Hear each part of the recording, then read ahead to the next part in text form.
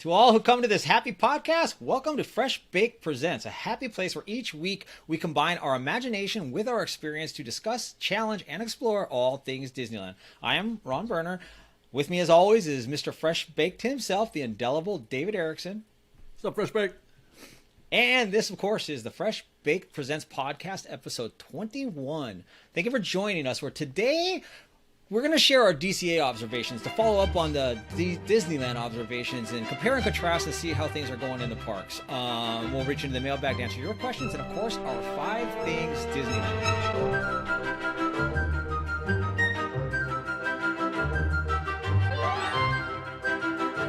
David, how we doing? I'm doing great, Ron. How are you? I'm living the dream. Living the dream. So last time we convened, we had some observations on what we were seeing at the current state of affairs within Disneyland, more specifically than DCA. And I thought we should kind of put a cap on it all and then talk about DCA and our observations there, because in my experience, pre-post the last 2 years, it just doesn't matter. The parks are very different in terms of theme and vibe and energy. Which is I think is a great thing. But with all those things considered, I thought we'd do a little compare and contrast of what your current observations are right now within DCA and how that differs at all from Disneyland in terms of, crowd, queue, wait times, mobile order, any and all of it.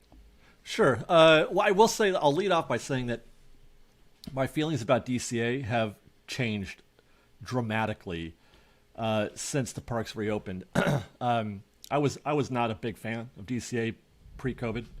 I went there because I had to do certain shows or something like that. Occasionally, to do something fun like Radiator Springs or whatever. But since my very first visit back, my first day at DCA post-COVID, I've loved it. I've had so much fun at DCA. I don't know if it's because my mental state has changed since then, or let me put it this way. DCA 1.0 was rejected by a large percentage of guests. I would say that because it wasn't Disney enough. It wasn't Disneyland enough. They wanted something that was more closer, more proximate to Disneyland. Right. In terms of the feel and the aesthetic and the vibe. Hence, we get, Buena Vista Street in Cars Land 2. I mean, Cars Land's a beautifully themed land. I'm sure you'd agree. Very well done. Buena Vista Street is lovely. It's a definite improvement over, the walk into DCA before the renovation. I was among those who would have said I didn't like what they did for DCA 1.0. And then I too would have said I wanted it more Disneyland-like. But since my sort of DCA reawakening, and not just post-COVID, but also with respect to the new sort of vision of DCA, I like it. I like that it's not Disneyland. That's the part that I like about it, is that it isn't. I wouldn't have said this 2 or 3 years ago, but I'm saying this today. It's because it's not like Disneyland that I like going there, because it's a different energy, it's a different vibe. I go there to sort of relax a little bit. I mean, I feel loved at Disneyland, but I feel relaxed at DCA. I feel like I'm having a good time. It's very chill. The food is great. The drinks are great. The only thing I would want is more. I feel like it's too small, and it's a half-day park in a sense. So that's how I feel about DCA today. I feel so much tremendous vindication and happiness. And vindication is the wrong word, because it's like I'm right, you're wrong, which is not what I mean in the slightest. Right. No, I get it. But I have been singing the praises of DCA. It's in a weird way. Like I've always said, it has its you'll remember from shows past, like when I was on proper Fresh Baked. I always say it has its charm, but it's hard to define what those charms are, because, as I've said before, it's put together like a ransom note, so it's so disjointed.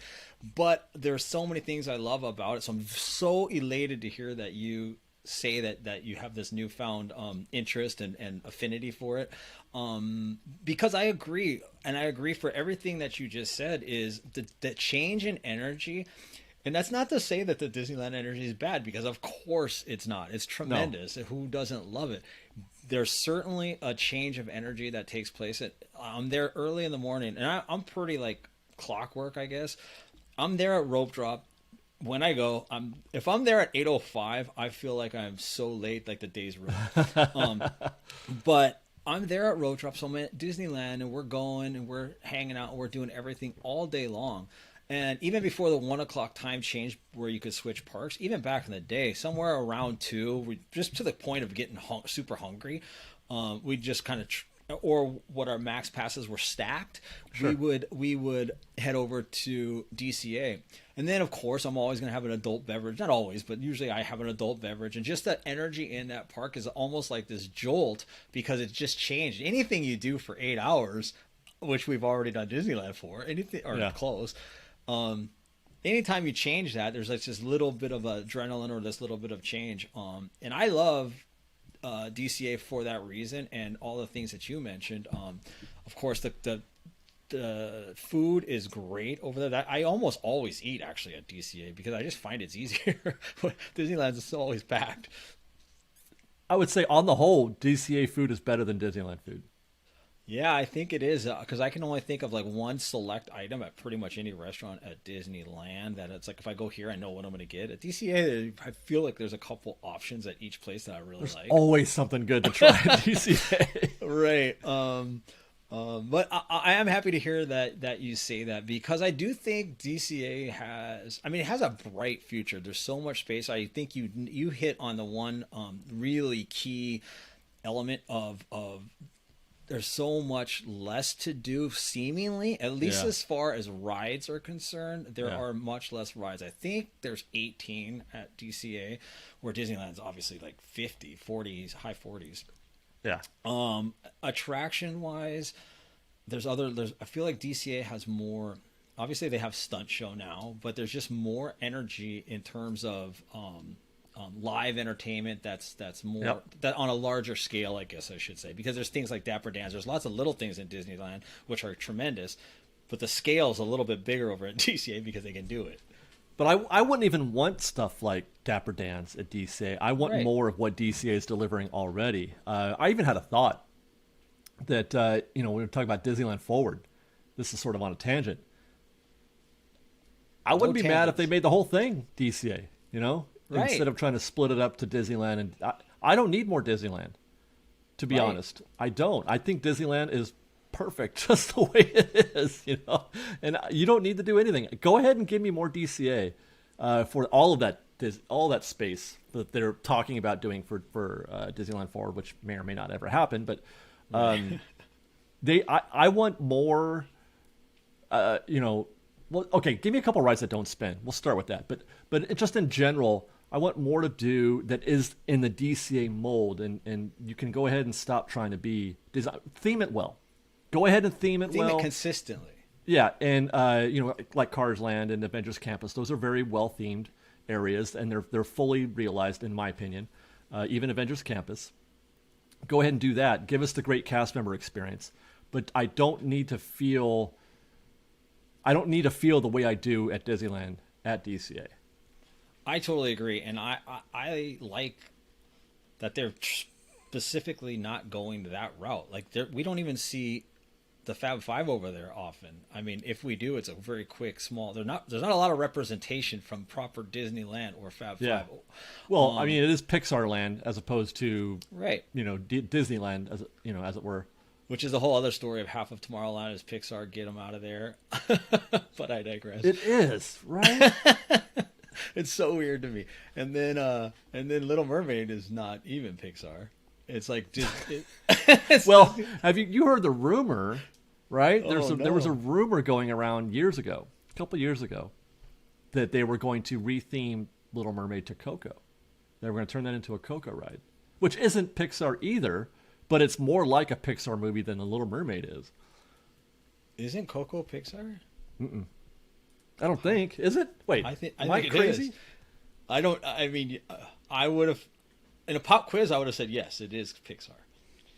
I feel like for sure it is. I'm just going to consult my handy dandy notebook and. I have everything on record. Maybe I was thinking of Mulan. I mean, not Mulan. I mean, the Hawaiian one. Why am I not? Mona. Moana. He said Moana. we are a dumpster fire. We are so we bad. are a Cars Land tire. Do fire. I leave all of this in? That is you have to, because people love the behind the curtain flubs. I can't. Okay. Hey, how about a show we're doing? It's Pixar. Now I forgot what my train of thought was with all of that. Anyway. The Little Mermaid. Little Mermaid, yeah. That would be interesting. Like, I am also a fan. Like, we talk about IPs and park representation and things of that nature.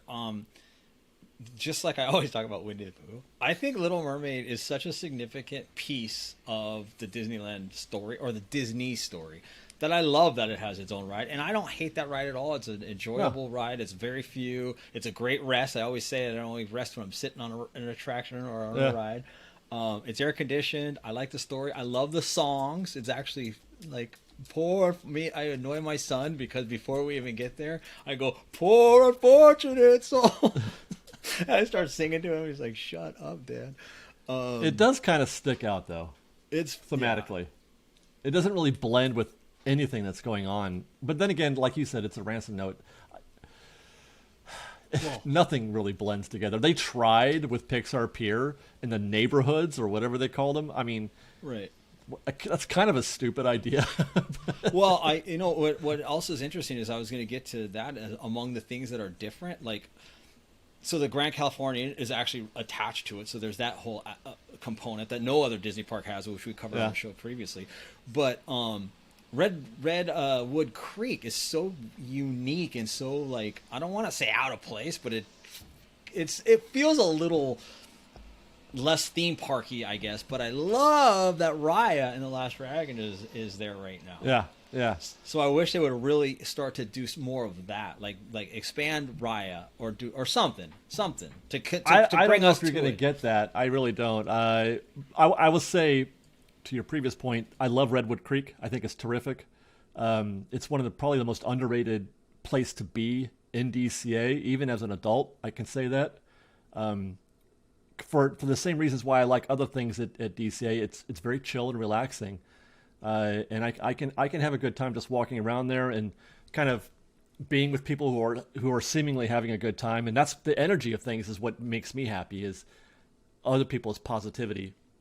And it's a very positive location. It looks beautiful. It does blend in with the rest of what's happening in Grizzly Peak, between Soarin' and Grizzly River Run, which, by the way, we talk about Disney putting a little too much IP influence in the parks. There's a land, an entire land, that has none. There's no IP influence other than California. It's not. California's not an IP. Disney I know, doesn't own the state. Right, but this goes back to what they first originally put in there. That just happened to survive and remain, and it's a good thing, to your point. Well, on that, by the way, for the folks who are like, why call it California Adventure? I don't really care. You know what? That's a conversation that I don't give two rips about. That it doesn't represent California anymore. Whatever. Who cares? The same reason you call them the Utah Jazz still, or the Los Angeles Lakers still. It's like because it's just known. Like, we don't want. Like, I get it to some degree, but it's so DCA, right? It's so whatever. It's DCA. Yeah, it's not even California Adventure to me. I don't even think. And when I think of California Adventure, I think of it because it's here. Like, you know what I mean? Like, they call it Disneyland Paris. Why do they have to call it Disneyland Paris? Well, because it's in Paris. It helps. Which brings up another interesting conversational point that I like to make when we have this conversation, is that the idea of building a theme park themed around the state it's in is a bad idea to begin with. To that, when you go to Disneyland Paris, are you seeing Paris inside the park? Right. No, you're not. They didn't make Disneyland Paris to look like Paris. It's some other place. Take me somewhere else. I don't want to live in California and go to a place that looks like California. Thank you very much. No, thank you.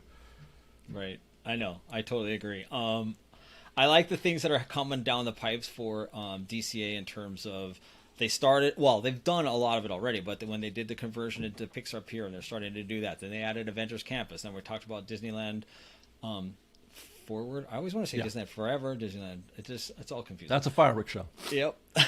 And so then the extended backlot conversations are the things and the changes that are coming. The supposed e-ticket attraction and all that stuff that's going back there. So I like that they haven't abandoned it to the point of it's in the works and it's coming. Things are coming and it's just getting there slower than we would like. But I do like everything that they're doing and the directions they're going, because I enjoy the heck out of the vibe, the energy that's over there. I was going to ask you about queue experience or ride experience as it pertains to standby, lightning lane. What are your thoughts on any of that element? Well, that's the one criticism that I made this a while back, or a few weeks ago, I should say. If you don't standby for certain attractions is just brutal. It's impossible almost. Web slingers, highly unenjoyable standby. I've never done it. So, well, I mean, the ride's fun, in my opinion. Right. Which I've done the ride. That's a conversation that people can have. But no, the queue is just uninspired. I mean, the pre-show stuff inside the building, that's fine. But the queue the outdoor queue is uninspired. Soarin' is another just brutal queue. Again, another uninspired queue. If you're gonna make me wait, at least just give me something. Give me the outdoor queue, which is just switchbacks. There's nothing, and they give all the priority to lightning lane. So you just stand out there for what seems like forever. I don't like rides that load that slowly.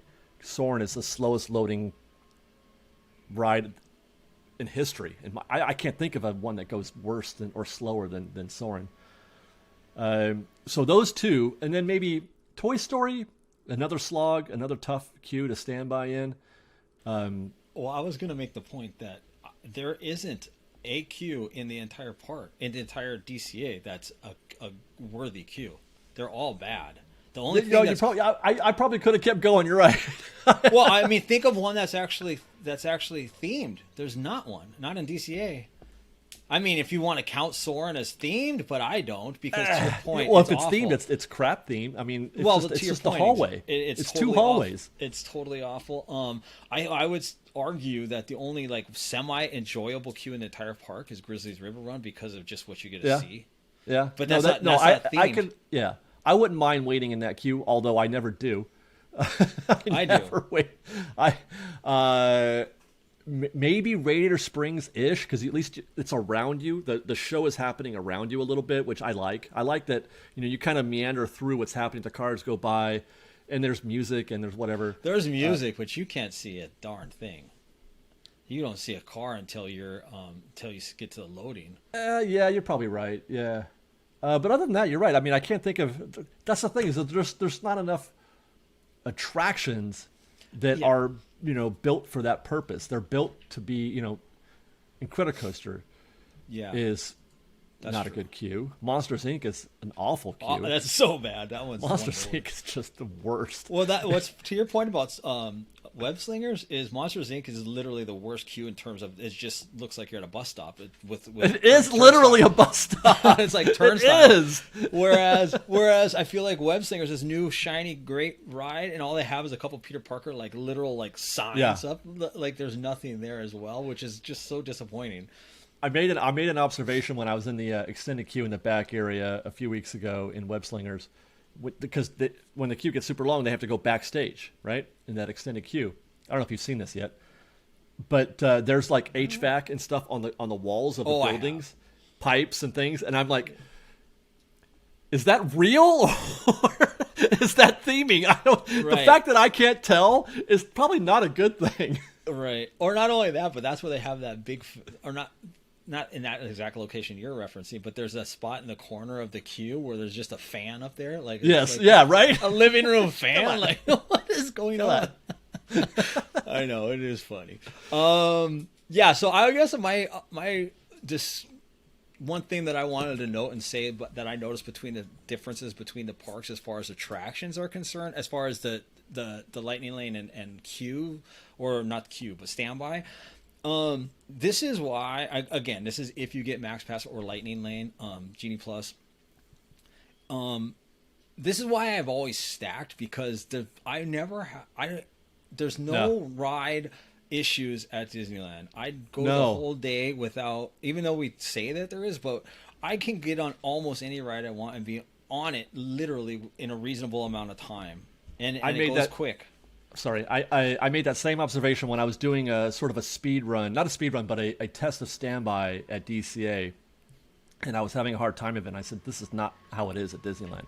At Disneyland, you know, I can find a way to do every attraction in under 30 minutes. There's a way. It may not be, you know, it may not be 30 minutes right now, but there's a time when I can hit that, and it will be 30 minutes, maybe 45 at the outside. But Right. there's, you know, every attraction at Disneyland is bearable to some degree. There are totally. attractions at DCA that are just unbearable. Exactly right. I totally agree with that. And this is why my park, when I do that, I get all that stuff at DCA stacked for later in the day. And it's for those very, very horrible rides that's going to for sure take forever, like Guardians of the Galaxy. And that's why a single rider, Radiator Springs. That's the one main observation is DCA is a slower, tougher, lot more line standing going on over there, and it's less enjoyable line standing, which is, as we've alluded to, a big problem. Anything else that you want to bring up that we haven't touched on or I haven't asked? Alcohol. People talk about it not being Disney or whatever, and that they object to there being alcohol served at a Disney park. I think it's terrific. I don't mind it at all at DCA, and I don't think I've ever even experienced an issue at DCA where alcohol got in the way of my enjoyment of it. I only mention that because there's been sort of some pushback at it happening at Disneyland, Galaxy's Edge, at Oga's, and Blue Bayou now, and people have asked. I think we even had a question about that, right, in the mailbag. Yeah. We need to stop worrying about that. I think. I think we need to stop worrying about that. I don't know if it's a thing for some people, but I only mention that because it's one of the reasons why I like going to DCA. Well, man. exactly. And I'm not right. like a big drinker either. I'm not. I drink maybe once a week, if that. But I do like that factor. I do like that component of being able to just, you know, take it easy for a second and enjoy something, you know, that's fun. I love it. I agree wholeheartedly. I like to make an event out of everything, even go to the movie theater. I buy all kinds of stuff because it's like a thing. It's an event, right? So DCA for me is that. It's the middle of the day. There's palm trees. It's sunshiny California. It is a fun energy. And I would say that might be the reason that DCA has such a fun Maybe vibe. so. But that whole, it is the day and age we live in. It's so antiquated to even think of a time. It would be, you know what I mean? It just feels weird to think of that when it comes to alcohol. And it was always going to trickle into Disneyland, and they're doing it in such a subtle, slow way. Oga's Cantina is one of my favorite places in either park. I love those 45 minutes of going in there and hanging out. It's just a cool, relaxing vibe. But the drinking over that you were alluding to, it's not about getting drunk. It's not about partying. No, it's not at all. Getting wasted. But every single time I go over there, for one thing, I like trying different things. So there's different drinks. But I just love that feeling of walking the park, holding a beer, drinking a beer or whatever, and just having fun. There's that little, even if it takes an edge off, that's only like one notch or not even. I still like it. Yeah, it's fun. Yeah.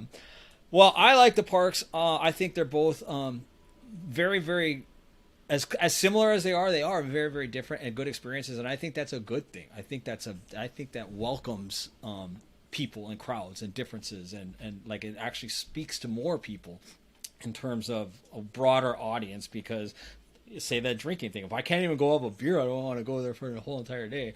Or if I can't see a stunt show, and they just offer different things. Yeah. One more thing before we segue. Lamplight Lounge. We haven't talked about that yet, or we didn't talk about that. I do want to go on record as saying Lamplight Lounge is perhaps one of the single most pleasant experiences that you can have at either park, especially that downstairs area along, in the Paradise Bay. Dusk, with the, forget it, man. Wait till World of Color I could sit there for an hour, 2 hours, or whatever. That is exactly. Sitting out there in the water with the little fire and getting a couple of drinks and listening to people scream on Incredicoaster and the Fun Wheel. That's worth the price of admission right there. I completely agree. I think we discussed that on. We were talking. It was one of our shows, and I picked it down there. I used to love it when it was Ariel's Grotto, but just sitting down there and relaxing. And that was after the golden hour. That kind of transition into night. It's just amazing. It's a nice break before you go into the rest. It's so perfect. And we'll circle back on all these stuff because things are changing. That's the other thing with the current state that we're in. Like nothing. We're not back to 2017 or 18 yet, and we're not going to be for a while. So there's all of these changes are going on. So Disney's unrolling things, and the supply chain demands are causing issues. The employees coming back, just full throttle, everything back. So these observations are really to talk about what we're seeing right now. As I'm not comparing it to 2017 Disneyland, that sort of a thing. You know what I mean? You can't. It's all coming back, and it's a whole new world, baby. It's a whole new world. And with that, we are going to move into this week in Disney history. And as always, we're going to talk about a couple things that opened this week in Disney history. 1961, 101 Dalmatians opens. Fun fact: Pongo and Purita had 15 puppies, but only 6 were named. Begs the question of where'd the 101 come from, but anyway, how many puppies can you name, David? Pongo and Perdita. Yeah, that's funny. That's it. Because I just gave you the answers. The only reason I know one more than that is they're Lucky, Raleigh, Patch, Penny, Pepper, and Freckles. The only one I knew of. I feel like I heard of Raleigh, maybe from the show, from the movie. But Lucky, and the reason I know Lucky is because when I buy the Disney plushes, I bought a Dalmatian. I had no idea who it was or what it was, but the name tag on it said Lucky. So I'm like, well, one of them's name is Lucky. 1949, So Dear to My Heart opens. The heartfelt film is set in 1903 Indiana, where young Jeremiah Kincaid, played by Walt's first live-action leading man, Disney star Bobby Driscoll, who later voiced Peter Pan, adopts a mischievous black lamb he names Danny after famed champion racehorse Dan Patch. With the encouragement of kindly blacksmith Uncle Hiram Burl Ives, Jerry dreams of Danny winning a blue ribbon at the county fair. Walt cast America's favorite balladeer, Burl Ives, who I adore, as the neighborly blacksmith. Ives' distinctive voice lent authenticity to the folk favorites, especially Ives' first hit single, Lavender Blue Dilly Dilly, which was nominated for an Academy Award. The powerhouses of Walt's animation talent, Mary Blair, John Hench, Dick Kelsey, Mark Davis, Ken Anderson, and Bill Peet, each a Disney legend, are responsible for the film's beautiful look, feel, and story. In total, 5 of Walt's 9 old men were credited. On its now 73rd anniversary, this charming film remains a little-known Disney gem and one of Walt's favorite films, with so many components he loved: kids, country life, animals, animation, music, and trains. So Dear was especially close to me, Walt said. Why, that's the life my brother and I grew up with as kids out in Missouri. The great racehorse Dan Patch was a hero to us. We had Dan Patch's grandson on my father's farm. Fun facts: the film's Victorian-style wooden depot served as the model for the original Frontierland station in Disneyland, now known as New Orleans Square. And Burl Ives returned to Disney in '63 for another nostalgic period piece and one of my favorites, Summer Magic. I was going to ask you if you knew about the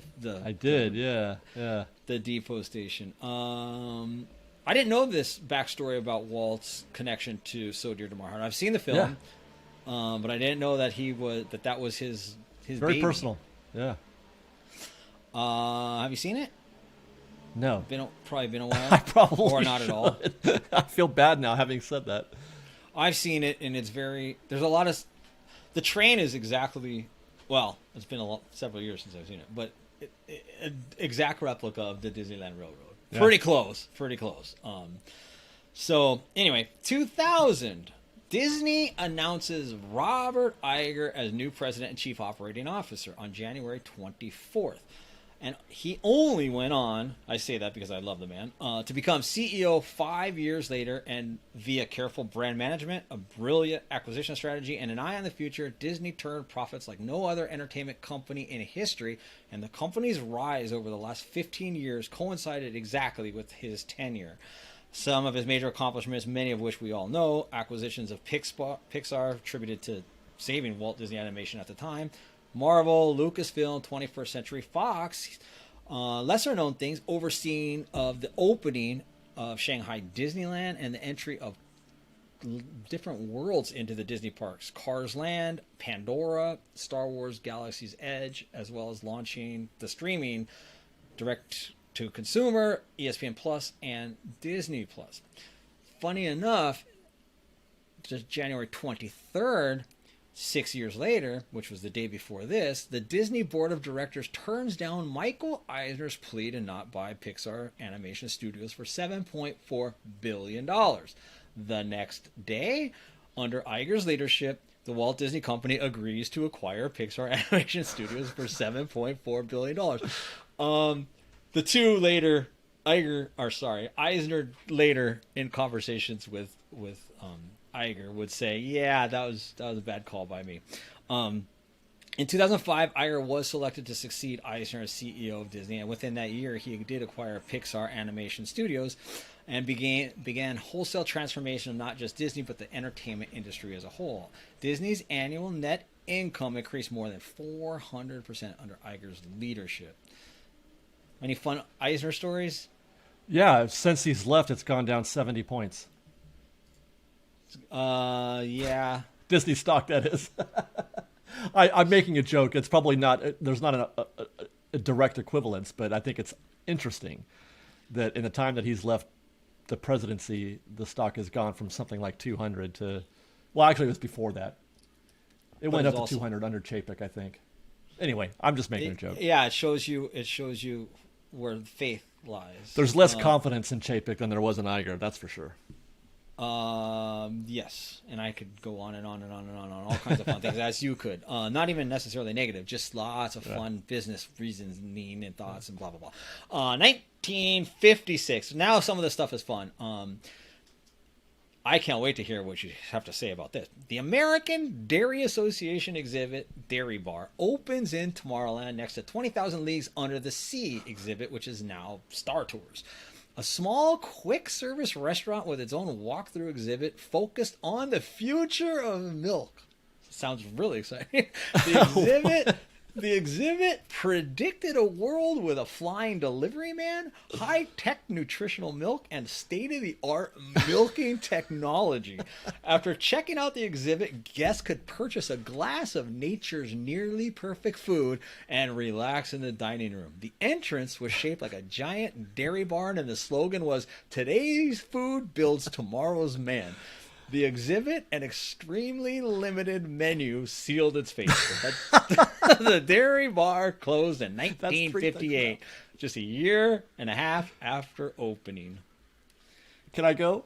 You can go, sir. Okay, 3 points. 1. Okay, an extremely limited menu. A place that sells milk has an unlimited menu? I would hope so. Okay, it's got to be milk. I would be willing to bet, too, that the future of milk is that it's still milk and just milk. There's no future for milk. And 3, and on a more serious note, sometimes we take it too far and we talk about everything that Walt did was perfect. And then everything that Walt decided was art. And what would Walt do? His first visions of Tomorrowland were not good. Okay, the Hall of Aluminum, the milk, the future. I mean, these are not good attractions, especially not for Tomorrowland or for any place. So no, the milk stand as an attraction or as a place to get milk. Who's drinking milk at Disneyland in the middle of summer? Right. You know, you didn't want alcohol, but yeah, I agree. I know, right?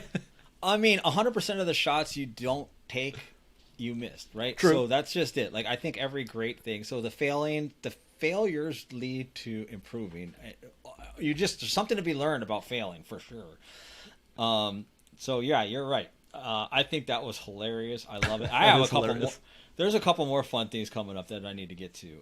That you're gonna. One of them is your personal favorite, and I can't wait to talk about that. But not yet, my friend. Now we're going to talk about 1993. Anything big happened in 93? The area behind It's a Small World had never been seen by guests. So 29 years ago this week, Imagineers decided that's where Mickey and all his cartoon pals had been living. Guests were first welcomed into the explore Mickey's Toontown this week in 1993. Perhaps those Imagineers were right. After all, Mickey's house was back there, as were the homes of Minnie, Donald, and Goofy, along with the gag warehouse and the bouncy Jolly Trolley, which could transport guests on a wacky path from one end of the land to the other. I can't believe it's been 29 years. It just sounds like a big number. No, it doesn't. It still feels new to me. When you talk about like, hey, what's happened recently at Disneyland? I would put Toontown is like, yeah, that just happened. Indiana Jones is a new ride for me. Right. Yeah, I guess Toontown feels so new to me because, 93 is the year I graduated high school, and I wasn't, by the time the 90s hit, I was catch touchdowns. I wasn't at Disneyland for almost, matter of fact, I don't think I stepped foot in Disneyland. Maybe in 90, maybe 90, 91, yeah. Maybe. But then I was gone for a decade before coming back to California. Then, of course, that's I've told this show and you many times. I came back and I couldn't wait to go check out DCA. Oh my gosh, there's a whole new land, and we were like, "What? What?" I was very disappointed in that. 1986, David. This will ring so dear to your heart. Okay. Circus Fantasy first appears in Disneyland. Entertainment spectacular at Disneyland in the spring of 86, 87, and 88. Disney executives thought it would be good to have a special event during the off-season, so Main Street and the hub area were turned into a circus. There was a circus parade, clowns, wild animals, along with various acts of skill featuring real circus performers. A new concept was conceived called themes. The first theme was Circus Fantasy. On 3 different occasions, the circus came to Disneyland. Mickey would lead the circus on parade, followed by various clowns and Disney characters. During the Circus Fantasy, Disneyland had a trapeze act on Main Street. A motorcycle act would drive up a wire attached to the Matterhorn, and a man was shot out of a cannon over the river onto the dock on Tom Sawyer's Island. Disneyland also provided a show at Carnation's Plaza, various clown acts, a circus stage show at Videopolis, along with many clowns performing, juggling, stilt walking, magic, and mayhem around the park. Then there was the Globe of Death in the hub, David. It was a round cage in which a daredevil rode a motorcycle round and round. Have you heard of such things? I have. In fact, I've contemplated doing a video on this very thing over the course of my time at FreshBaked. This is perhaps the single worst concept that they ever came up with. Terrible, terrible ideas.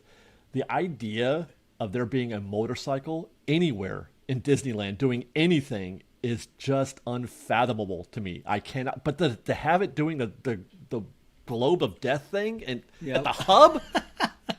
I know. And you know what's so funny? As I see 86, 87, 88, this was going on. I mean, you and I have talked about this in the past as you brought it up.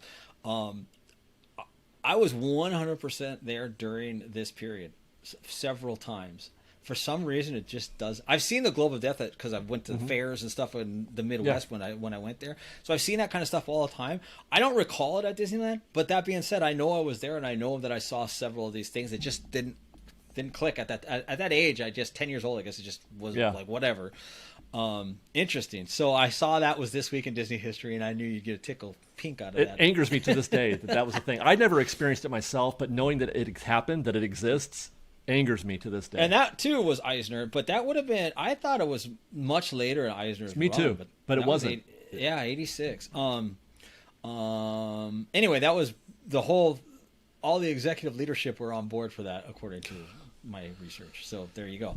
We're going to close it out with a very, very fun, endearing. I love the endearing stories. And of course, doesn't get more endearing than this. January 19th, 1924. Big day because Lillian Bounds began working at the Disney Brothers studio. If it weren't for this fact, the main mouse for the Walt Disney Company may have been Mortimer. Yeah. Walt asked her opinion of that name, she quickly disapproved, opting for something cuter sounding. Thus, Mickey was born. Lillian began work at the Disney Brothers studio as a secretary and an inker of animated cells, earning a whopping $15 a week.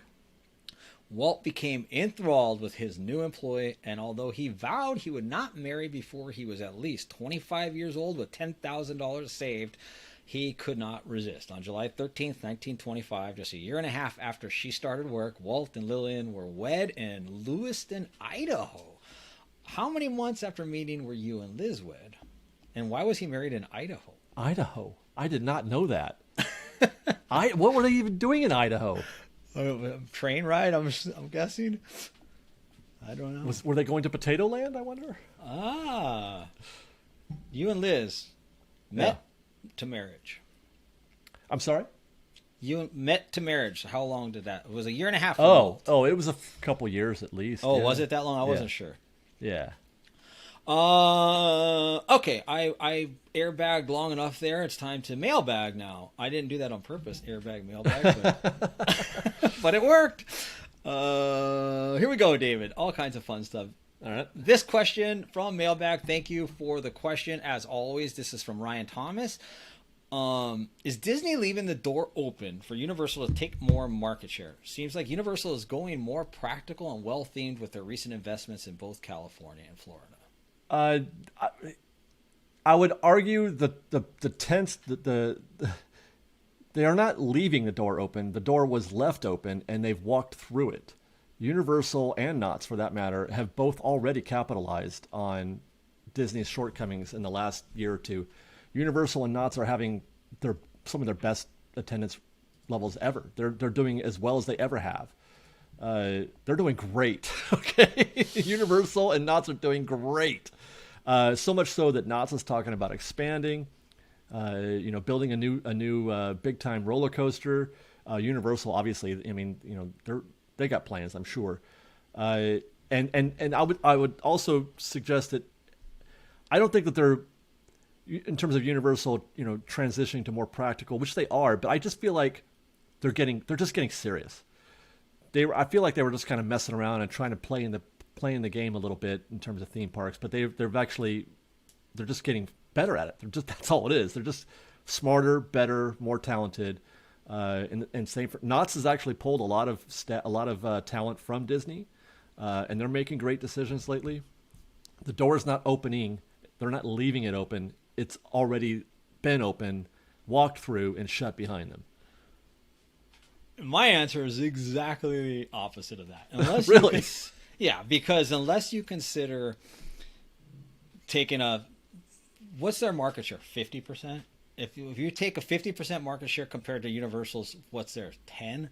I don't know what those numbers are. Yeah, to be honest. Yeah, so this is grad school work, I could tell you, from previous years. So if we're talking on a global scale, Disney, it's kind of like Nike and Under Armour when people wanted to talk about how unbelievable Under Armour had came on. Nike was still king by such a large number that people couldn't process it. Doesn't mean Under Armour is not fantastic. And in the years since, they've definitely closed the gap. And the only point I'm trying to make is Disney is so big, so resilient, so flexible, so much IP surplus, so much infrastructure.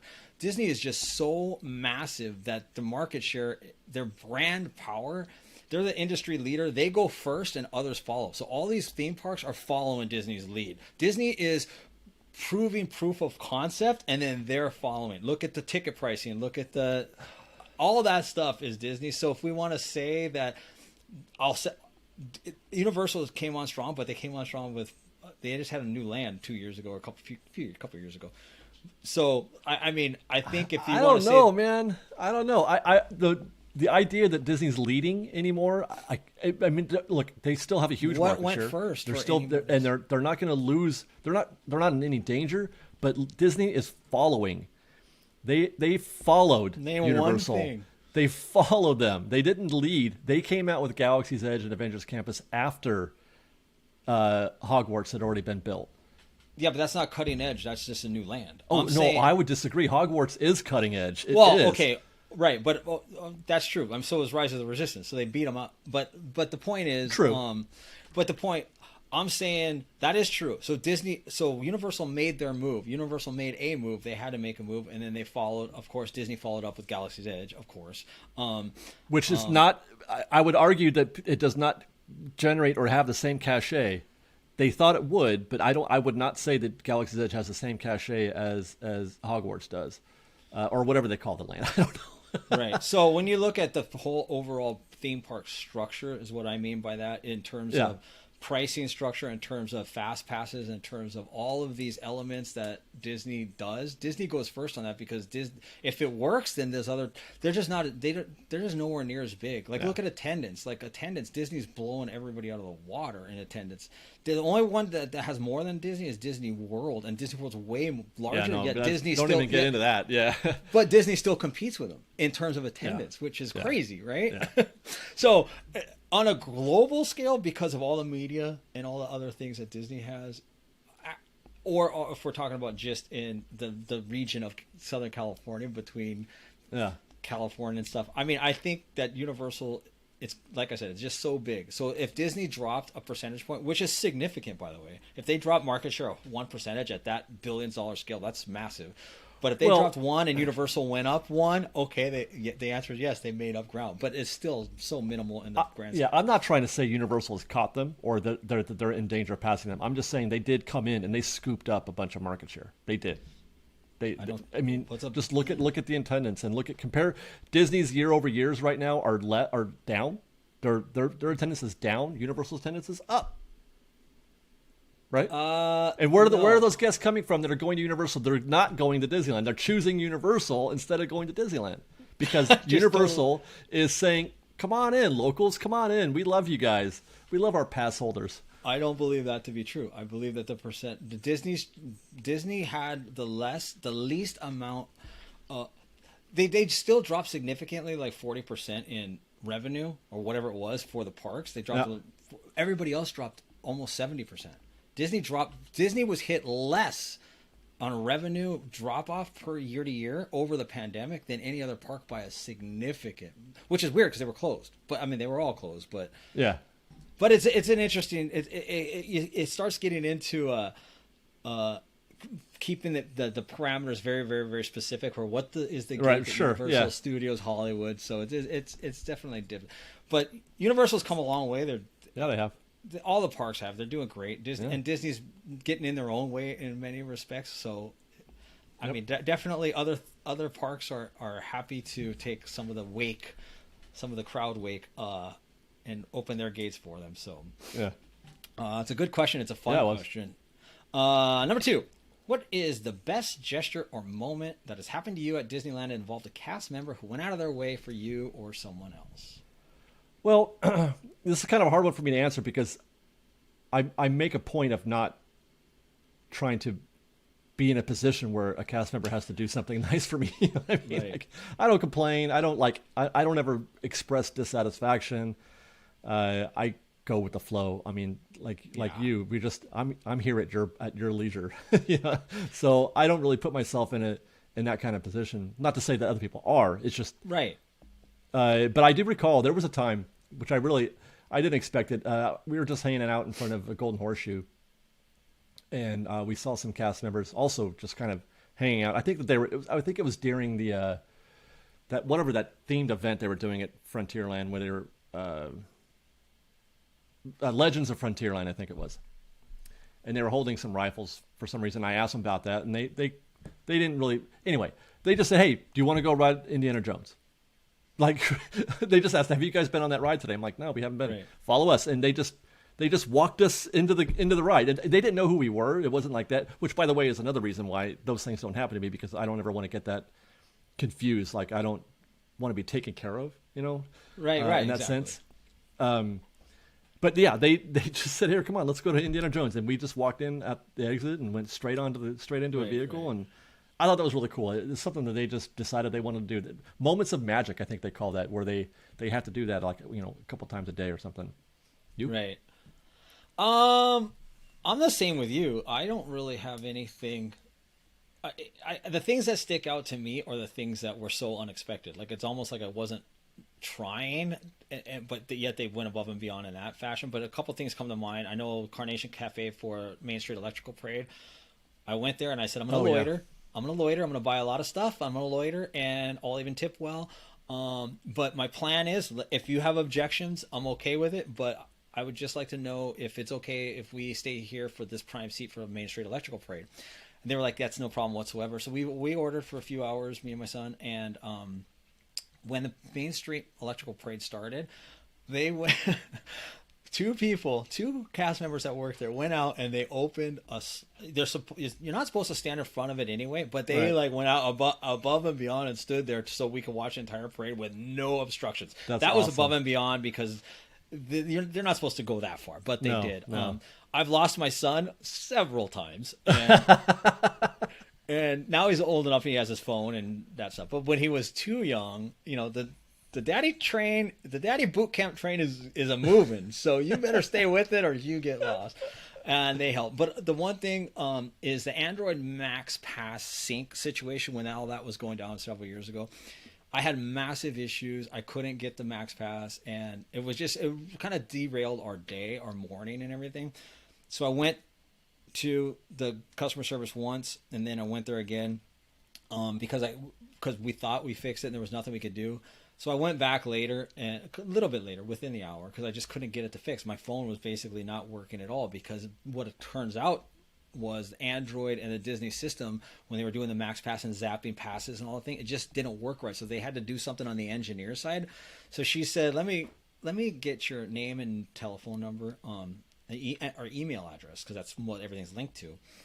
And then she said, I'm going to do whatever I can and just check your phone a little bit later or whatever. And I'm so sorry about your morning and all that. I go, no, it's okay. It's hard to do things. We need our phone and our app to do everything.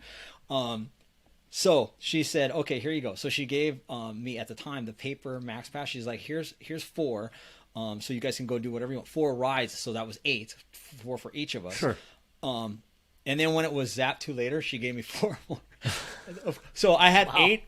Yeah, they didn't need to do that. They did not need to do that, and she was so super cool, and they did it. And I think that kind of thing is like that was above and beyond. It probably derailed me one, maybe Space Mountain in the morning. Probably derailed me 2 rides, and they gave us 8. So that was amazing. That's great. That's great. David, with the new Lightyear movie coming out this year, what changes might be coming, or would you like to see in AstroBlasters? That was asked by Cody Segal.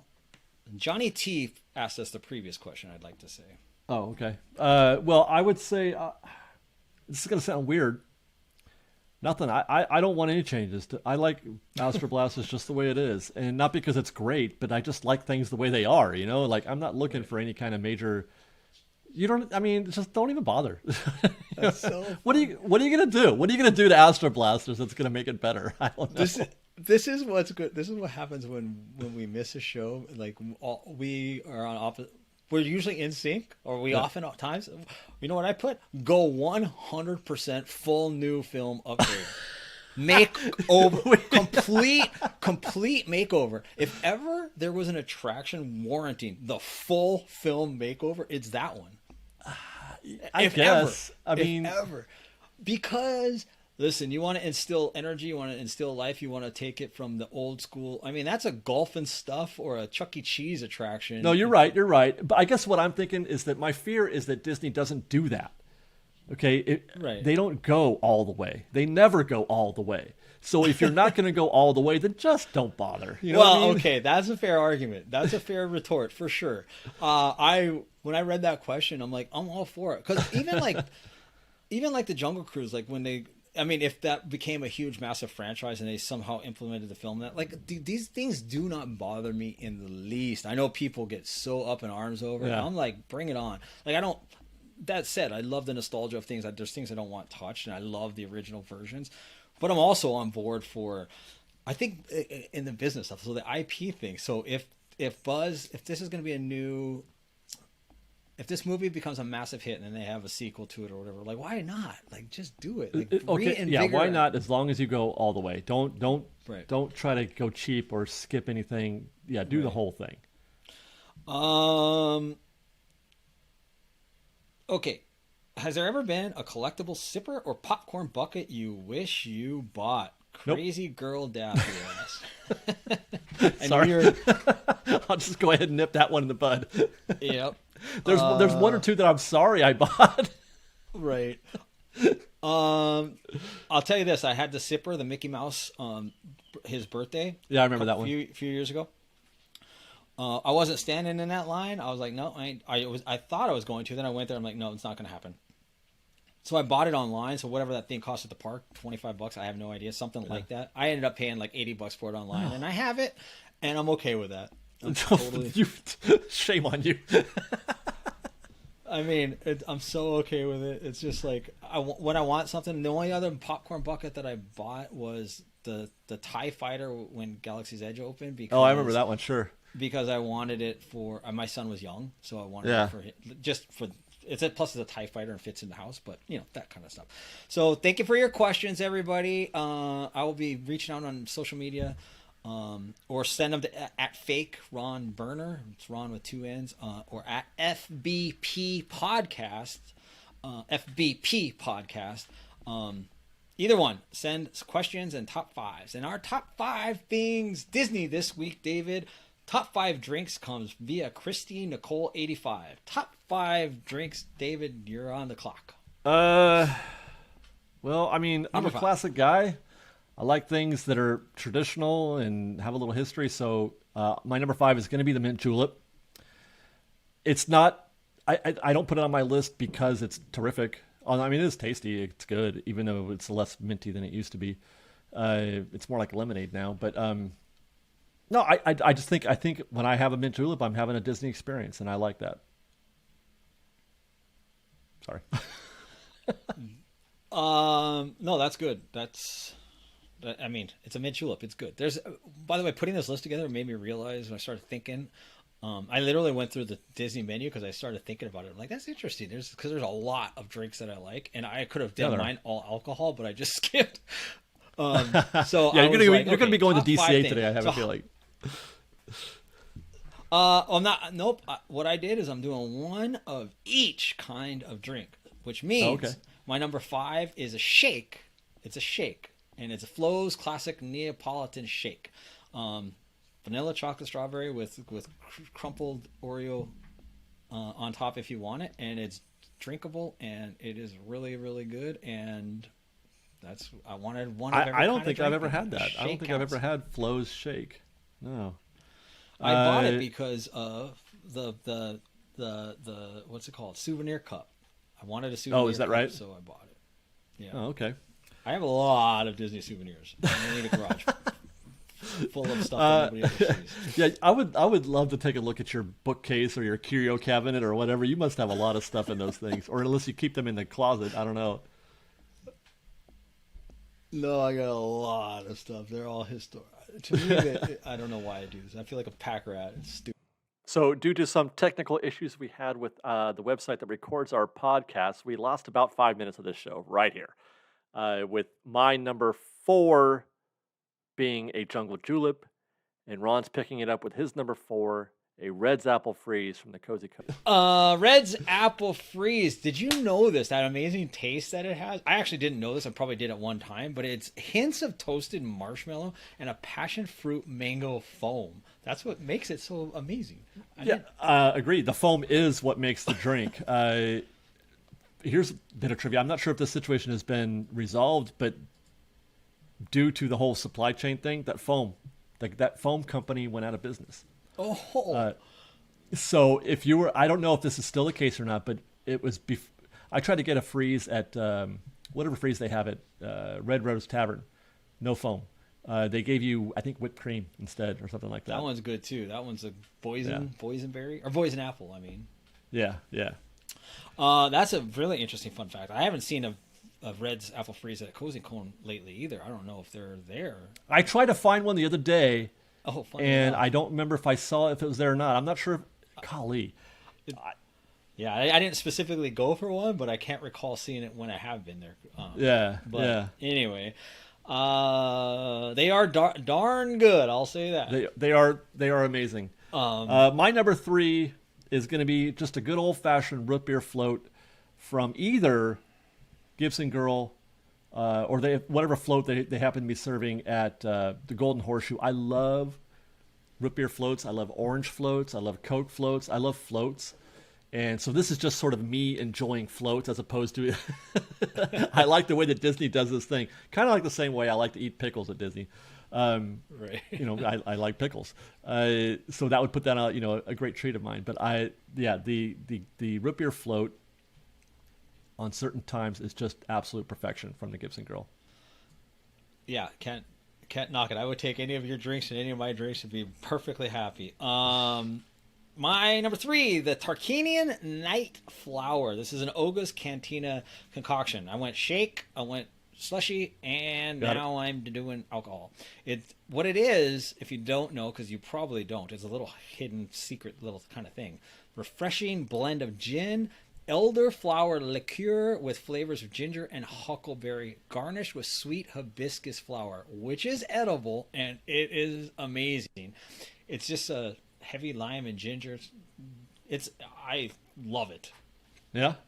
I have a hard time drinking floral drinks like that. Well, there's aromatics or whatever. There's one thing in it. So it's just a drink, but then there's one thing in it. It's kind of like almost like a gummy, if you will. Really? Yeah. So it's like this. It's shaped like a flower, and so they tipped me off. They're like, "Yeah, go ahead and eat your flower," kind of a thing. So I was like, so then I was like, okay. And I did, and I'm like, whoa, it's amazing. It's kind of like a gummy, is all it is. So there's not a bunch of stuff in the drink at all. It's just a regular drink with that thing, but it's really good. I don't think I've ever had that at Oga's. I don't go to Oga's enough though. I love it. That was my number 3. Yeah, my number 2, interestingly, is Red's Apple Freeze. I almost made Red's my number 1, but I decided not to. That's just funny. Because, well, we'll find out why. But man, do I love Red's Apple Freeze. You got me worried now that I'm wondering if they still sell that damn thing. There's got to be some sort of knockoff fruit passion mango. I don't know, but it was the one that started it all in terms of the foam drinks that you see at Disneyland, and it was the best. And I remember getting those and I had to stop myself from drinking it too fast, because I get the headaches, and in the chest too. Oh, I get chest burn from the ice, and because I'm just inhaling that thing because it's so good. It's just criminal how good a Red's Apple Freeze is. I gotta find out if that's still a thing, or if the foam company going out of business put the kibosh on any foam drinks at the park. Yeah, the reason I think that they're not at Cozy Cone, because like I was saying, I was going through my app and I was just looking at, because I didn't want to forget something that I love that I just haven't had in a while. And when I went to the Cozy Cone and I was going through each one, I don't think I found it. I could be wrong, but I don't think I found it, and that's what made me think, because I think I had to look it up online to find out what was actually in it, because I knew it wasn't just apple juice. I knew it tastes amazing, but I knew it was something else, and I wasn't sure what it was. My number 2, Mango Madness. It's from Schmoozie's, and it's a smoothie. Mango, banana, peaches. I love smoothies, and Mango Madness is amazing. I love mango, and I make it at home in my protein shakes. You love DCA, don't you? Disneyland only had Jungle Julep and Poison Apple Freeze. Oh, you're forgetting one, unless you don't like my number 1. No, I just feel like it's... Mint juleps are great. Lemonades. You're number 1. I must be forgetting one because. Well, let's get to it, because I debated on whether or not this counts as a drink, but it is, because there's juice in it. The Dole Whip float is my number 1. Whenever I need something refreshing and delicious, and I don't want to make a mistake, I get a Dole Whip float. It is my favorite. It's probably my favorite treat at Disneyland.